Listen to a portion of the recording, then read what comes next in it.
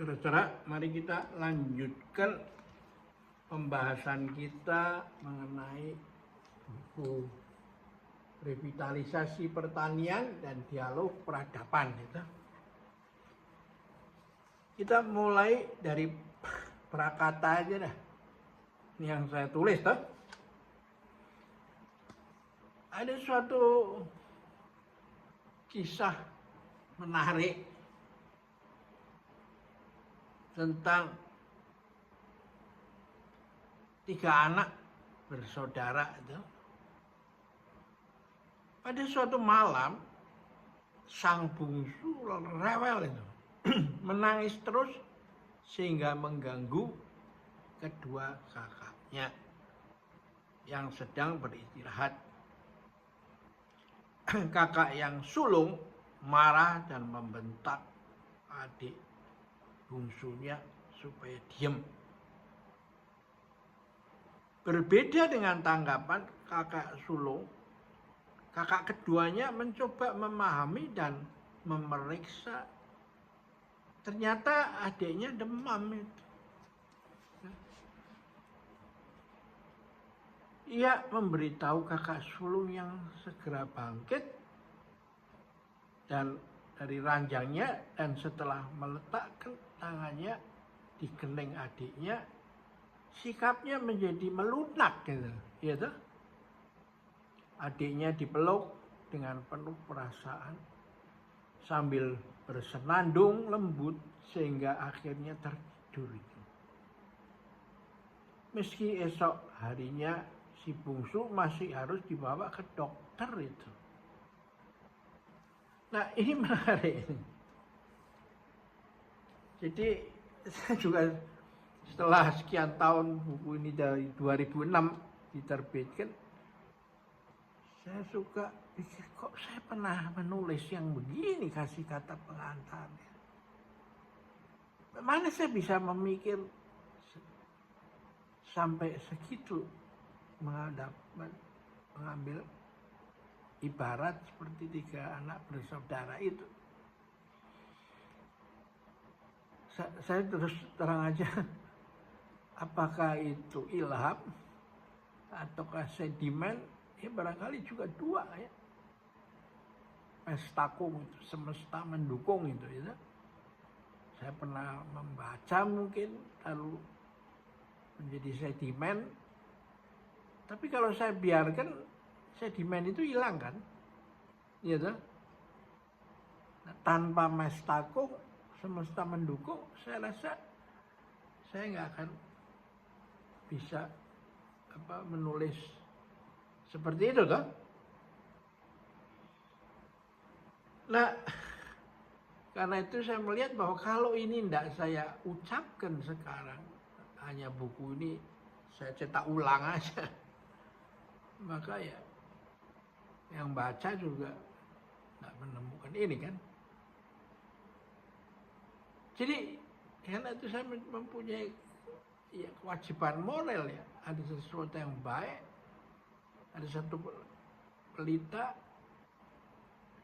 yang jangan ditaruh di bawah meja kan. Pelita itu harus ditaruh di atas meja supaya bisa menerangi lingkungan yang lebih luas itu ya. Nah inilah sebenarnya kearifan kuno, wisdom kuno itu dengan cara yang sangat minimalis melalui dongeng begini, dia mengajarkan sebenarnya sikap ilmiah yang sesungguhnya itu. Ya kan?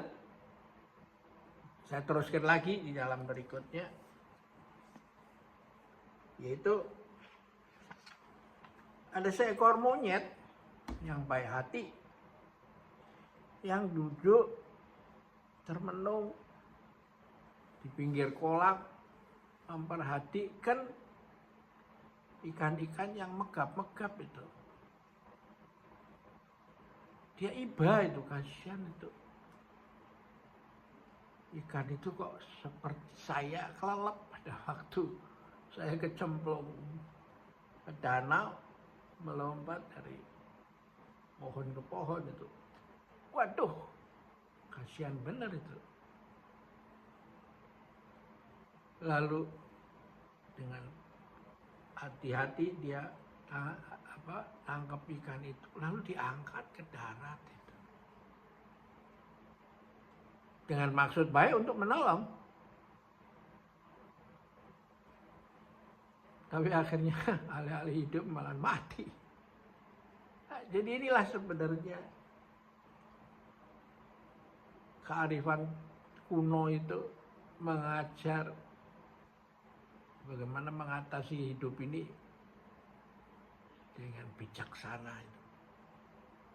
Nah, ini perlu dihidupkan lagi itu dan terus dihidup-hidupkan lagi. Karena begitu dahsyatnya ilmu pengetahuan dan teknologi itu telah maju sehingga akhirnya menumpulkan makhluk Homo sapiens, manusia bijaksana itu sebagai manusia hanya konsumtif itu, mau memiliki tanpa mengembangkan dirinya. Sehingga misalnya dengan ditemukan kalkulator, saya kalau belanja ke toko membeli barang seharga 25.000, saya kasih uang 100.000. Si penjaga toko itu mengambil kalkulator 100.000 dipotong 25, kembalinya 75.000. Saya kesel benar itu.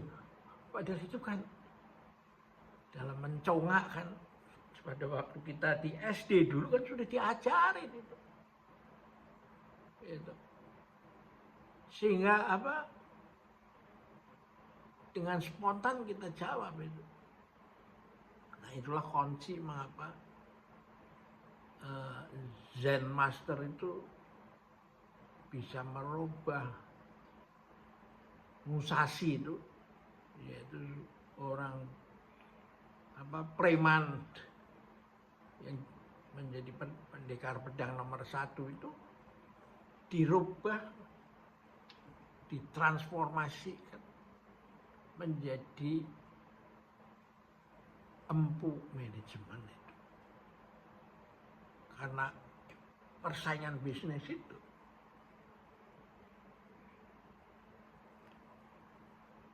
harus dihadapi dengan sikap seorang samurai itu untuk memenangkan pertandingan itu. Ya. Nah, dia mengatakan kalau pedang lawan sudah dicabut diarahkan Anda, Anda masih berpikir, maka Anda sedang dijemput oleh kematian. Itulah jiwa seorang samurai kan. Nah, ini menyebabkan manajemen yang disebut just in time ya. Yang seperti pernah saya jelaskan banyak di slide-slide sebelumnya ya. Nah, ini ternyata juga mengembangkan suatu sikap hidup yang menarik itu saya pelajari. Ada satu organisasi sosial namanya Cuci, Buddha Cuci itu. Yang tekadnya begini. Nggak usah ada, saya nggak mau bikin rumah ibadah, ritual nggak perlu. Karena apa? Membantu orang itu lebih tinggi nilainya daripada mendoakan gitu. Membuat upacara mental supaya ada sesuatu di luar diri kita yang membantunya itu. Nah, just do itu.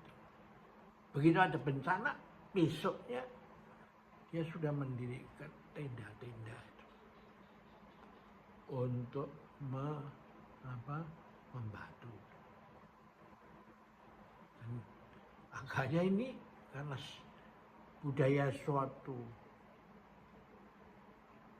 bangsa malahan, atau supaya etnis Tionghoa itu ternyata diterapkan oleh Tiongkok ketika mendengar ada bencana COVID-19 di Italia ini. Langsung hari itu juga dia mengirim pesawat terbang. Dan itu dijalankan juga oleh ketika di Myanmar sekarang sedang terjadi bencana. Nah, itu persis yang dikerjakan juga oleh Cuci pada saat terjadi bencana tsunami di tahun 2004. Akhir tahun ketika orang semua merayakan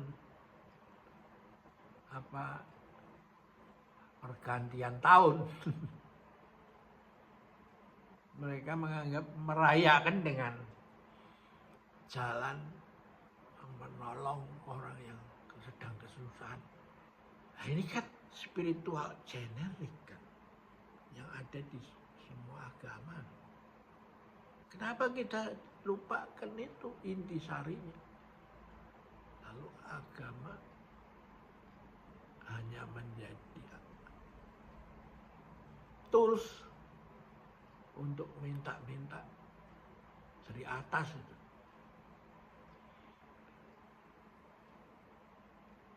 Padahal ada satu kitab yang mengatakan bahwa Tuhan tidak akan merubah nasibmu kalau kamu tidak mau. Kamu melakukannya itu sendiri. Kan itu begitu. Buddha juga mengatakan bahwa saya tahu sebab-sebab penderitaan ya, dari mana, jawabannya bagaimana, tapi saya hanya menunjukkan arah, kamu sendiri yang harus menjalaninya. Dan nyambung dengan Lao Tzu yang mengatakan setiap hari satu langkah mesti perjalanan masih ribuan li, bisa masuk surga, neraka atau nirwana, terserah ya, punya iman masing-masing. Kita nggak mau itu cocok-cocokan loh, ada yang cocok sini ada. Tapi yang penting lalu follow up-nya setiap hari membuat kebajikan meski banyak rintangan dan dicemooh orang. Ya, oke. Ini yang baru halaman depan Prakata yang saya tulis sendiri. Tapi setelah dari 2006 terbit, saya baca lagi ulang, kok surprise, gila ya, kok saya bisa begitu